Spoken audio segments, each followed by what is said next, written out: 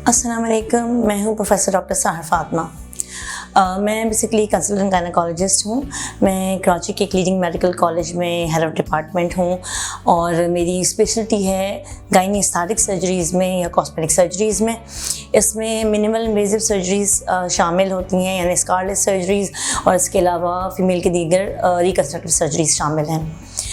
मैं गायनी और pregnancy related सारे इश्यूज़ में डील करती हूँ, मगर मेरा स्पेशल इंटरेस्ट है इनफर्टिलिटी, बेऔलादी के केसेस में और गायनी के कैंसर के केसेस में। आज मैं जिस टॉपिक के बारे में बात कर रही हूँ वो टॉपिक है ओवेरियन सिस्ट इन अनमैरिड लेडीज़।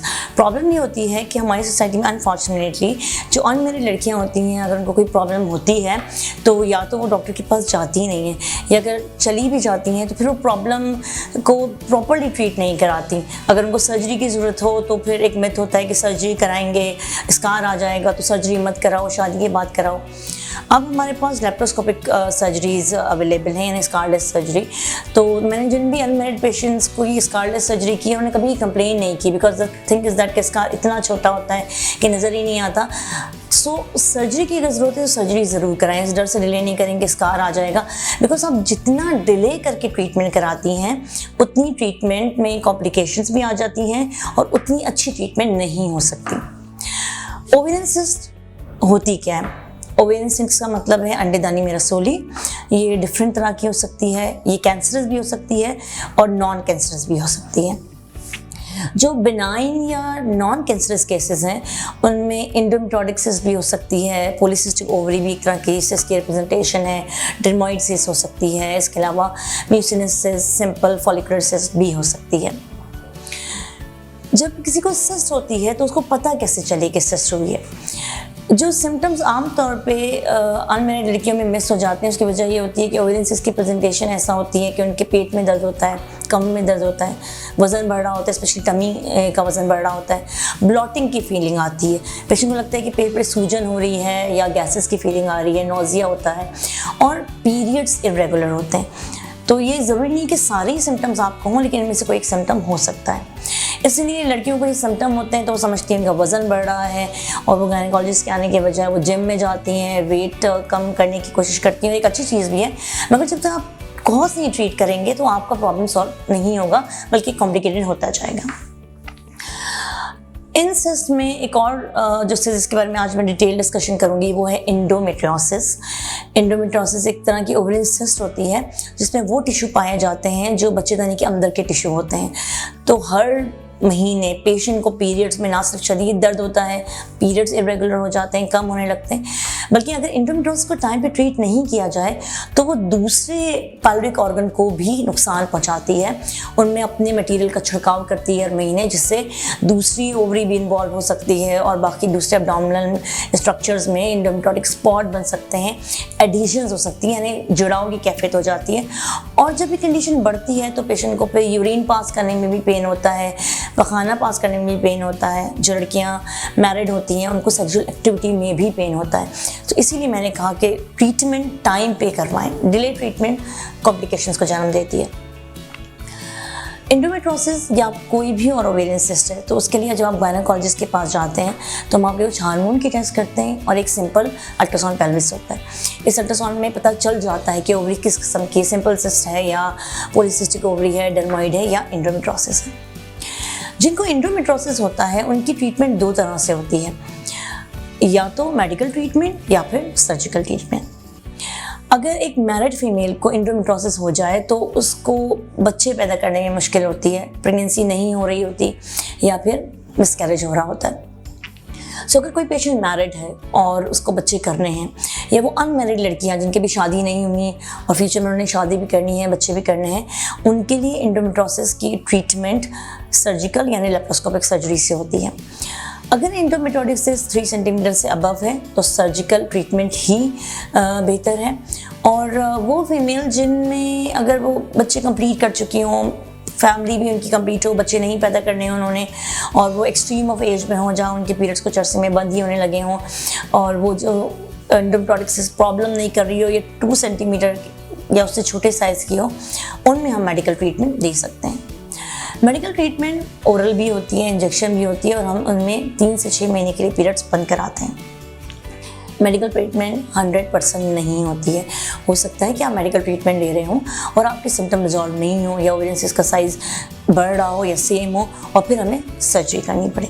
तो जैसे मैंने कहा कि अल्टीमेट ट्रीटमेंट सर्जरी है और अनमैरिड पेशेंट्स में एंडोमेट्रियोसिस बहुत कॉमन होता है और उनकी सर्जरी लैप्रोस्कोपिक होती है जिसमें कोई पेट पे स्कार नहीं आता। तो ये बड़ी अच्छी सर्जरी है। अगर किसी कोई प्रॉब्लम हो तो ये सर्जरी हम रिकमेंड करते हैं कि आप लैप्रोस्कोपिक सर्जन से करवाएं। ऐसे बहुत से पेशेंट मेरे पास आते हैं जिनको एंडोमेट्रियोसिस है, अनमैरिड लड़कियां हैं, हमने उनकी लैप्रोस्कोपिक सर्जरी की है तो उनको बाद में भी कोई प्रॉब्लम नहीं होता, बल्कि बाद में शादी के बाद इनफर्टिलिटी के भी इश्यूज़ नहीं होते। तो ज़रूरी है कि अगर आप अनमैरिड हैं तो अभी अपनी प्रॉब्लम को सॉर्ट आउट करें। ये मत छोड़ें कि शादी के बाद आप ट्रीटमेंट कराएंगे क्योंकि उस ड्यूरेशन में आपकी बीमारी बढ़ जाएगी। एंडोमेट्रियोसिस की दूसरी ट्रीटमेंट है सर्जरी। जैसे मैंने कहा लैप्रोस्कोपिक सर्जरी, मेरी स्पेशलिटी है लैप्रोस्कोपिक सर्जरी, जो हम इसमें स्कारलेस सर्जरी करते हैं। यानी आपके पेट पे जो सर्जरी के बाद जो कट या निशान आता है वो 0.5 सेंटीमीटर का होता है, 1 सेंटीमीटर का होता है। इतना छोटा स्कार होता है कि जब पेशेंट ऑपरेशन करके जाती है तो उसको अपने पेट पे लिटरली कोई पट्टी लगाने की भी ज़रूरत नहीं होती, हार्डली सनी प्लास्ट लगाया जाता है और कुछ अरसे बाद आपके ऑलमोस्ट 1 हफ्ते 2 हफ्ते में तो स्कार नज़र भी नहीं आता। ना सिर्फ लैप्रोस्कोपिक सर्जरी से अब बाहर एक्सटर्नली कोई स्कार नज़र नहीं आता, इंटरनली भी बहुत से फ़ायदे हैं। पेशेंट को कभी हर्निया नहीं होता, कोई पेन नहीं होता, पेशेंट एक दिन में 24 घंटे में घर चली जाती है, अर्ली मोबिलाइज हो जाती है। उसके जो अंदर के स्ट्रक्चर्स हैं वो आपस में जुड़ते नहीं हैं, लेकिन क्योंकि जब हम किसी सर्जरी को ओपन करके करते हैं ना, कट का ऑपरेशन करते हैं, तो उसमें चीज़ें आपस में जुड़ती हैं। लैप्रोस्कोपिक सर्जरी में ऐसा नहीं होता क्योंकि बहुत हाईली स्पेशलाइज्ड इंस्ट्रूमेंट अंदर जा रहे होते हैं, जिससे किसी और ऑर्गन को नुकसान नहीं होता। हम ओवरी में से सिस्ट निकाल के ओवरी को दोबारा रिपेयर कर देते हैं, ओवरी दोबारा सिक्योर भी हो जाती है और ओवरी में कोई प्रॉब्लम भी नहीं होती। ओवरियन टिश्यू भी रिजर्व रहते हैं, यानी अगर पेशेंट बाद में चाहे कि वो शादी प्रेग्नेंट होना चाहे तो उसमें प्रॉब्लम नहीं आती। तो एंडोमेट्रियोसिस के लिए जो बेस्ट ट्रीटमेंट है वो सर्जिकल ट्रीटमेंट ही होती है और इसके बाद कुछ केसेस में एंडोमेट्रियोसिस की जो बेस्ट ट्रीटमेंट है वो सर्जिकल ट्रीटमेंट होती है जो हम लेप्रोस्कोपी से करते हैं। एंडोमेट्रियोसिस को अगर ट्रीट ना किया जाए तो क्या होगा? बहुत दफ़ा ऐसे होता है कि पेशेंट को हम बताते हैं कि आपकी एंडोमेट्रियोसिस बड़ी है और आप उसको सर्जरी करा लें और उसको छोड़ देते हैं, तो फिर होता ये है कि वो दूसरी ओवरी को भी इन्वॉल्व करती है, पेल्विक के दूसरे ऑर्गन्स को इन्वॉल्व करती है। अल्टीमेटली ये पेशेंट लेट सर्जरी पे आता है और अगर हम उसको एंडोमेट्रियोसिस निकाल भी नहीं तो एक तो चीज़ ये कि आप लेट सर्जरी कराएंगे तो हो सकता है एंडोमेट्रियोसिस आपकी ओवरी को ख़त्म कर चुकी हो, हमारे पास टिश्यू बचे ही ना हो तो हम रिकन्स्ट्रक्शन ना कर पाएँ। ये भी हो सकता है कि आपका यूट्रस निकालना पड़े, मगर अनफॉर्चुनेटली अगर आप देर कर देते हैं, अगर बॉडी के दूसरे ऑर्गन्स में एंडोमेट्रियोटिक स्पॉट फैल जाते हैं तो सर्जरी के बावजूद भी पेन नहीं जाता। तो टेक होम मैसेज यही है कि प्लीज़ अगर एंडोमेट्रियोसिस है, लैप्रोस्कोपिक सर्जरी अवेलेबल है, पेट पे कोई स्कार नहीं आता, मगर आप उसको टाइमली ट्रीट करें ताकि हम ओवरी में से सिस्ट को निकाल के ओवरी को दोबारा कॉस्मेटिक सर्जरी की तरह दोबारा से रिपेयर कर दें, दोबारा आपकी ओवरी नहीं बन जाए और आपके दूसरे बॉडी ऑर्गन्स भी बचें। ये कुछ चीज़ें थी।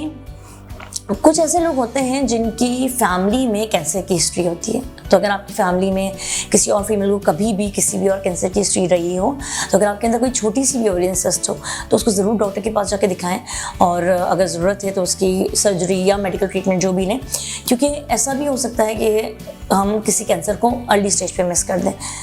जो भी हम सर्जरी करते हैं उसमें जो भी हम मटेरियल निकालते हैं उसको हम बायोप्सी के लिए भेजते हैं और बायोप्सी में कंफर्म करते हैं कि जो चीज़ हमने भेजी है वो नॉन कैंसरस है, यानी उसमें कैंसर नहीं है।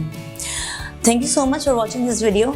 अगर आप मुझसे कंसल्टेशन करना चाहें तो मैं अल्तमस जनरल हॉस्पिटल में डेली क्लिनिक करती हूँ फ्रॉम 1 to 2:30 और फ्राइडे को 10 to 12 PM। संडे मेरा ऑफ होता है। इसके अलावा अगर आप चाहें तो घर बैठे मुझसे वीडियो कंसल्टेशन पे भी कॉन्टैक्ट कर सकते हैं।